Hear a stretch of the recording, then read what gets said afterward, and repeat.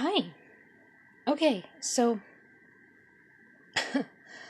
I said that I would talk about Condorman.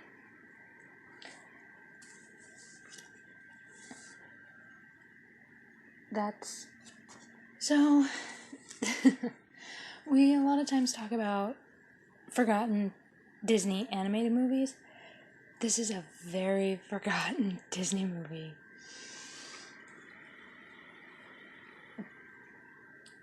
So in 1981, one thing you have to understand is by this point excuse me, sorry. At this point, the Disney studios were still trying to figure out what to do. Walt Disney had died in 1966, and they were still trying to get established. Um, Walt Disney had released a lot of historical stuff, and his animated features were based on literature, and so it was, and the whole fantasy and all that. After he died, there was a struggle. This proves it. However, when I was a kid, I loved this movie. They would show it on the Disney Channel. I adored it. So, fun fact, Rocketeer was not the first um, comic book type movie. However, Rocketeer was based off of a comic book. This is kind of different. So, Condorman,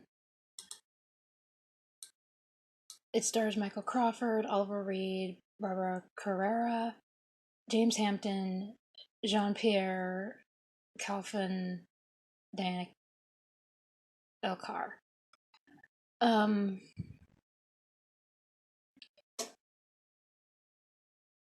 so the idea of this movie is that the main character is Woodrow or Woody, and he's an imaginative comic book writer and illustrator. So that's where that comes in. And he lives by his comic books. And he wants his comic book hero Condorman to come alive. So it's basically he's living Condorman. There's a scene where, he actually constructed the Condorman suit. So of course kids are going to love it. He wore the Condor suit and would launch himself off. There's a scene, like I was saying, there's a scene where he launches himself off of the um, Eiffel Tower. Yeah, kids love that. And, there's just all of this stuff. Well, then it turns out that he ends up in the spy ring and all of that.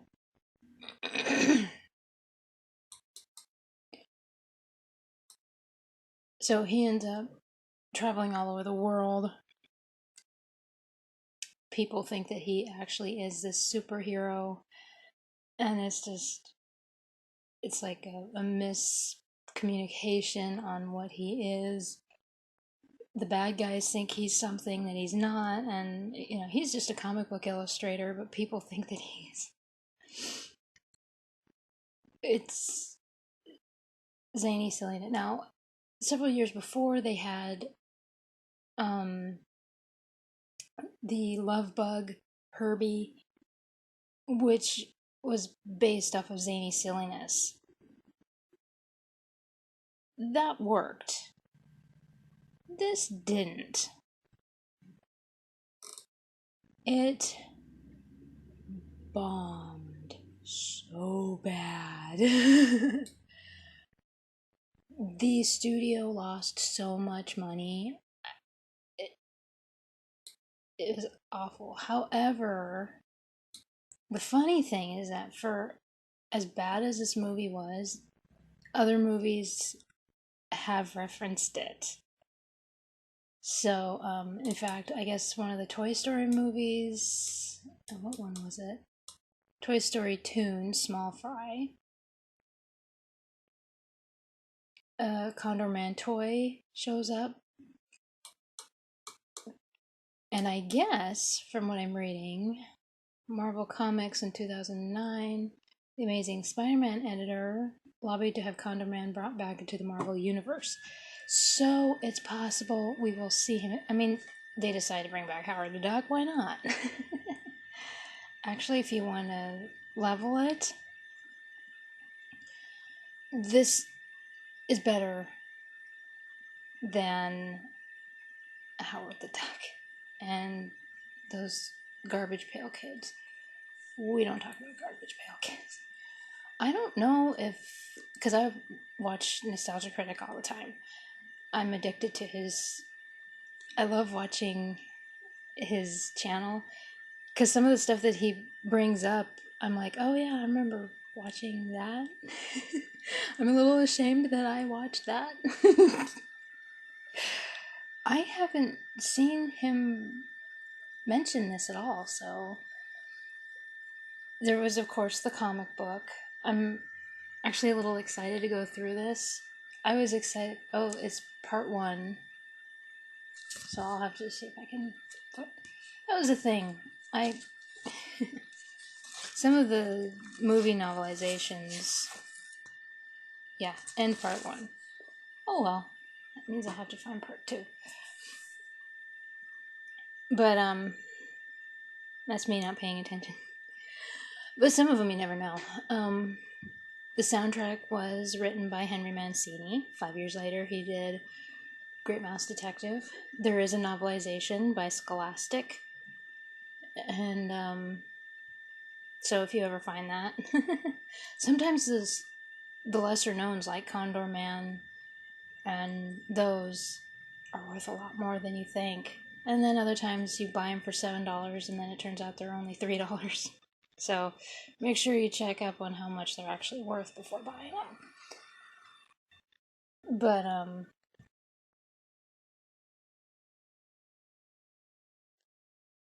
the other problem that one of the complaints that they had, which makes me laugh, was that the woman in this movie, they said that she was too sexy for Disney standards. Now, this is 1981. Okay. In 1988? Actually, if you want to go back earlier, because everyone complains to high heaven.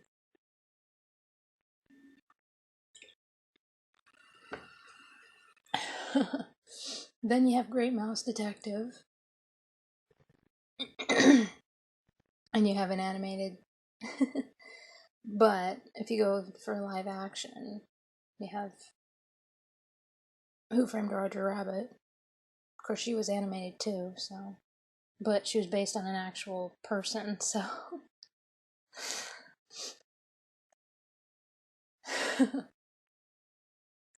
Disney hadn't really.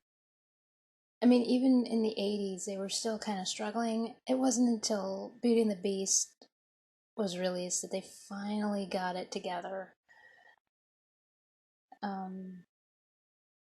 But yeah, this one, it was released to VHS a couple of times in the 80s, and then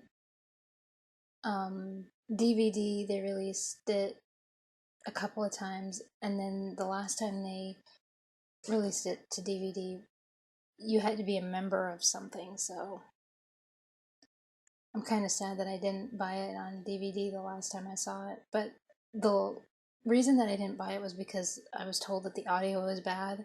So it was during that whole time that the audio. So I really hope that they. And it's not on Blu-ray. So if you see nothing here says that it's on Blu-ray. So if you see it on Blu-ray, yeah. Somebody's trying to get money. They just anyway.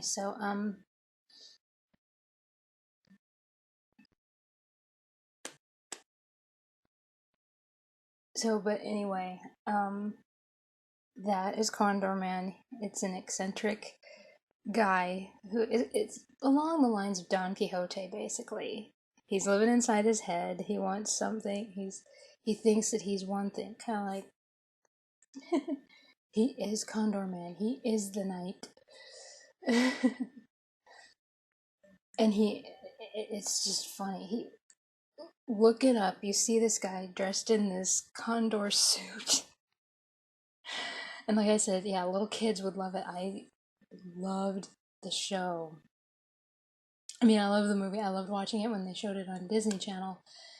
I don't know if they still, because Disney Channel is plagued with all those teenage shows, and then of course they have the little kid shows, kind of like Nick Jr. And and then you have these scary shows like that don't make sense. So it's kind of like Disney got it together and now they don't anymore. This is not what Walt Disney had in mind. It's like, yeah, let the teenagers take over. Because that makes sense. This is not organization, this is chaos. But anyway, suddenly Condor Man makes more sense.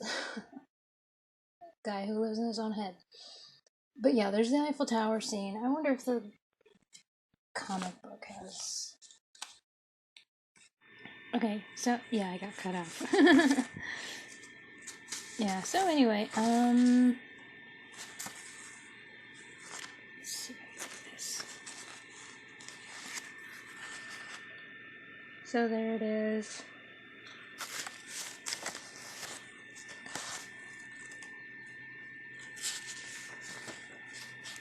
Let's see, do I have. Yeah, he lives in Paris if I remember.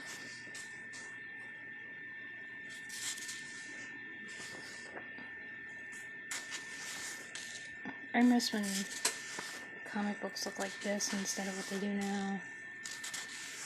I don't like the glossy stuff.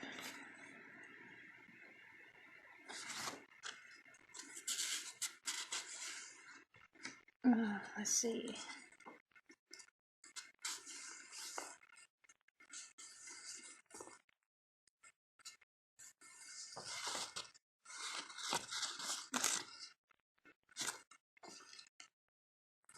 Well, I was hoping, but it doesn't look like.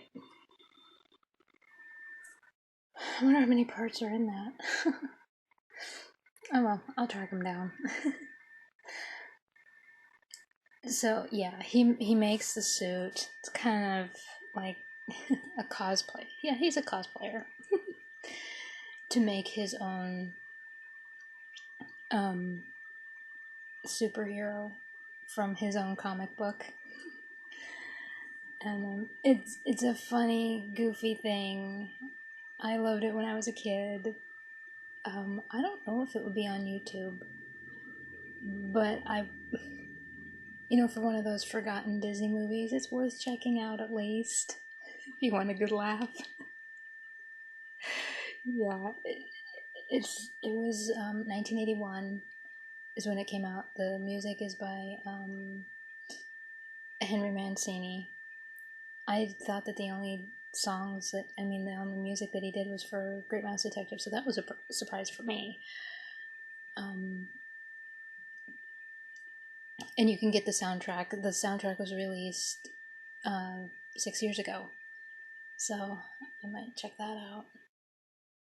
And it says here, contains 20 tracks from the film and 8 bonus tracks. So that should be interesting. So, that was one thing. When the studios were struggling with some of their, like they had the Love Bug, and they did release Robin Hood, but some of the other movies that they came out with were okay, but not their greatest. But some of the composers that they had were like Henry Mancini and George Bruns, and so. But anyway, yeah, Condorman bombed heavily, but apparently there's a big calling a new fan base for it, so worth checking out just for that.